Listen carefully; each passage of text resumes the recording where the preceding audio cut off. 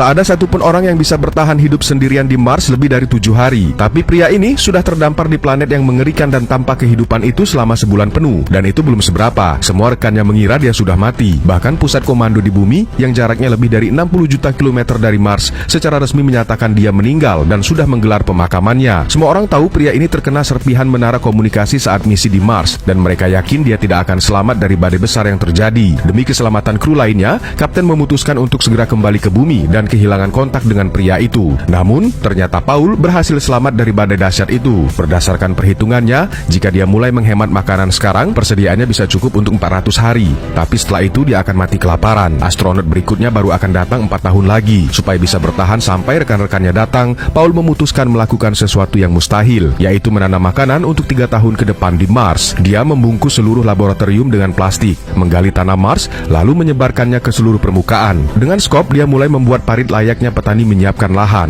Lalu Paul membuka kapsul berisi kotoran rekannya, menuangkannya ke ember plastik. Bau menyengatnya hampir membuat dia muntah. Kotoran itu kemudian ditanam di bawah tanah, dan Paul memotong kentang menjadi 2 lalu menanamnya di atas pupuk itu agar bisa menyerap nutrisi secara maksimal. Langkah krusial berikutnya adalah air. Tanpa air, tanaman tidak akan tumbuh. Sebagai seorang ahli biologi, Paul tahu bahwa air bisa dihasilkan dengan membakar hidrogen dan oksigen. Dia pun mengekstrak ratusan liter bahan bakar roket dari kendaraan, memecah nitrogen dan hidrogen menggunakan katalis, lalu membakar hidrogen untuk menghasilkan air. Namun saat proses dimulai, api justru meledak, nyaris membunuh Paul. Saat itulah dia sadar bahwa manusia tak hanya menghembuskan karbon dioksida, tapi juga oksigen.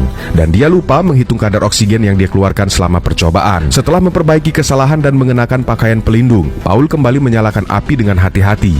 Kali ini percobaannya berhasil. Air mulai terbentuk perlahan. Hingga hari ke-54, Paul akhirnya melihat harapan hidup. Sebuah tanaman hijau kecil muncul dari tanah, tanda kehidupan yang membuatnya sangat bahagia. Hari demi hari berlalu dan musim panen pun tiba. Paul senang melihat hasil tanaman kentangnya dan mulai menanam lebih banyak dengan pupuk yang sama. Dengan makanan yang cukup, Paul mulai memikirkan rencana jangka panjang. Karena misi manusia selanjutnya ke Mars akan mendarat 3.200 km dari tempatnya sekarang, Paul harus mencapai lokasi itu sendiri sebelum tim datang. Artinya dia harus mencoba menempuh jarak itu sekarang. Masalahnya, rover miliknya hanya bisa menempuh 35 km per hari. Jadi Paul harus membawa cukup makanan, mengisi ulang panel surya, dan menghabiskan lebih dari 50 hari dalam kendaraan itu untuk mencapai tujuan. Di saat yang sama, dia juga harus mampu bertahan dari dinginnya malam di Mars, sebuah tantangan yang hampir mustahil bagi manusia. Tapi Paul tak mau mati sendirian di planet ini. Demi bisa pulang ke bumi, dia rela mempertaruhkan nyawanya. Namun di saat yang sama, di pusat kendali luar angkasa bumi, seorang staf secara tak sengaja melihat permukaan Mars lewat satelit dan mendapati rover yang bergerak perlahan. Tak percaya, dia langsung memanggil atasannya. Saat itulah semua orang sadar,